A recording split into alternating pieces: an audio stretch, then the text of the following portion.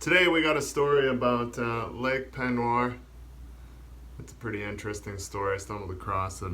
Maybe a lot of people don't know about it, but it's about a lake that was supposedly only about 10 feet deep, and a drilling rig was drilling for oil because amongst the pockets there was a salt mine on the side of town, and they were doing their salt thing, and the drilling rig was doing its oil thing, and there was a calculation that was wrong, and they were a lot closer to the salt mine than they should have been, and they drilled right into the salt mine.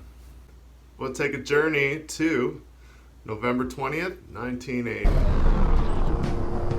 This was once the shaft of the Jefferson Island salt mine, where men had been pulling salt out of the earth since 1919. Louisiana's salt lies in gigantic underground domes, some larger than Mount Everest, which are pushed upward by the force of the heavier rock that surrounds them. Part of the Jefferson Island mine is located directly under Lake Peigneur, the mine which was operated by the Diamond Crystal Salt Company. There's another abundant resource deep under Lake Peigneur, one frequently found in pockets near salt domes. It's as black as the salt is white. I'll just plant my rig right here in the middle of this 10-foot lake. I'm gonna drill a hole right down in this salt mine. That salt moves upward and it pierces through surrounding strata, sands, clays, and limestones. And this piercing produces faults and folds within these surrounding sediments, producing an ideal mechanism to trap oil. So it was hardly surprising that Texaco was conducting exploratory drilling close to the Jefferson Island salt mine in November of 1980. On November 20th, the two delicate underground and underwater operations, drilling oil and mining salt, collided in spectacular fashion. But in the pre-dawn hours, the oil drilling crew on Lake Peigneur had run into a problem.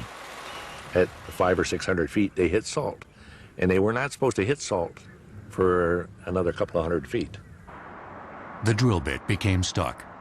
The crew heard strange popping sounds. The oil rig tilted badly to one side. And at that point in time, the drillers recognized that they had a fairly serious problem on their hands. What they didn't realize is the 14-inch drill bit had punctured the roof of the salt mine at the 1,300-foot level.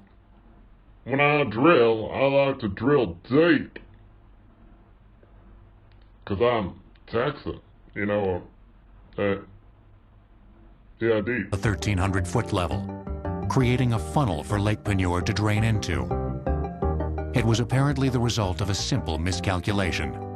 It seems that there was an engineering error in the location. Yeah, I might have made a wrong. I think I messed up. Go well. They used a form of triangulation for determining the location, and one of the points they used for triangulating was in error.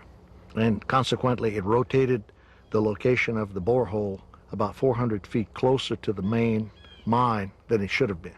90 minutes after the drill became stuck, the drilling crew, who had wisely abandoned the tilting rig, watched in amazement from the shore as their 150-foot derrick disappeared into a lake that was less than 10 feet deep.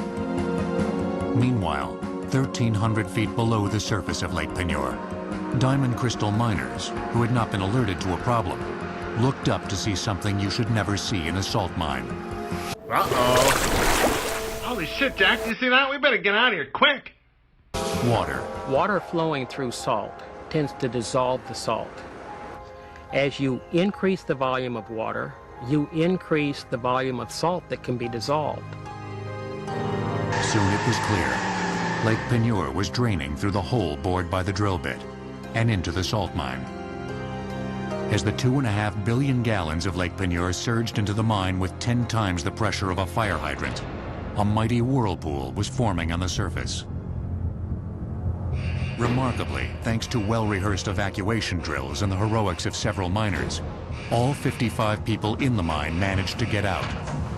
But back on the surface, the chaos was just beginning. The whirlpool is basically a vortex of water and mud that is flowing down into a fairly confined space. And that whirlpool is basically flowing downwards under the force of gravity, pulling sediment and other materials down with it. The whirlpool's sucking force pulled heavy-duty barges toward it as their crews leapt for safety. Men watched with jaws agape as 11 barges and a tugboat disappeared into the vortex. Those are 4 fully loaded flatbed trucks spinning helplessly in the whirlpool. Enter Leonce Viator, Jr., who had simply wanted to catch some fish that day. I was crazy enough to be on the lake November the 20th, 1980. So I asked my nephew to come with me on the boat, and we're going to go catch some catfish. We went. We're going to go and try our luck. But as luck would have it that day, Viator soon found himself and his 14-foot boat being yanked toward the whirlpool and certain death. When we got further down on the lake, I spotted something, an eye in the ground. To me, it measured 100 feet in diameter. And there was a lot of barges all glued to it. I didn't know what was happening. When a barge that was blocking the way was sucked into the hole, it gave Viator a narrow path to skirt the maelstrom. He gunned the motor. I gunned it! I got out of there with my catfish! And reached the shore with seconds to spare. Viator then tied his boat to a tree. When I looked like this, I seen my boat that I had tied to the tree, and there it was going into the whirlpool. So that's the last thing I've seen, my boat tied up to the tree, going into the hole. By that point, the whirlpool was sucking down Jefferson Island itself. Before evening, 65 acres of land, including much of Live Oak Gardens, would end up at the bottom of the mine. 150-year-old trees were snapped in half. There were pecan trees that were 150 feet tall down here in this woods, and to stand there and watch them drop completely out of sight was, yeah. Along the shoreline, along the Live Oak Gardens and the Jefferson Island Mansion, you're basically seeing what are called landslides, where the ground is actually shearing and breaking apart, and gravity's pulling these blocks down into the hole. Look at this over here, look! Look at that going in there. Look at this! Oh, we should look at that. You got under? Yeah, look at that.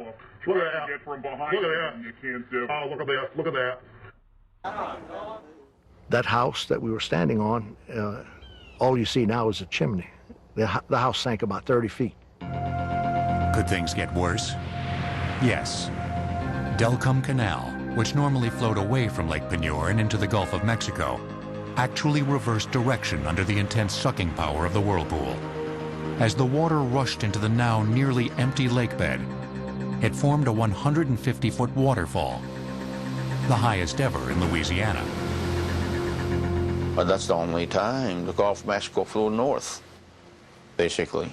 So that's a lot of water, to fill up that hole. As the water rushed into the mine, its rapid displacement of the underground caverns shot a deafening blast of compressed air, and later, a 400-foot geyser up from the mine shaft. To see something like this, it was terrible, really. I thought it was the end of the world. It took 2 days for the canal's water to fill up the mine and Lake Peigneur. When the water pressure equalized, 9 of the 11 sunk barges popped up like corks in a bathtub. The drilling operation and the underground salt mine were complete losses. The cause of the disaster was never officially determined, since all the evidence was at the bottom of a 1,500-foot water-filled salt mine. I got away with it. You'll never catch me. But there's no definitive evidence that the mine itself was structurally unsound. The culprit was most likely a 14-inch wide drill bit.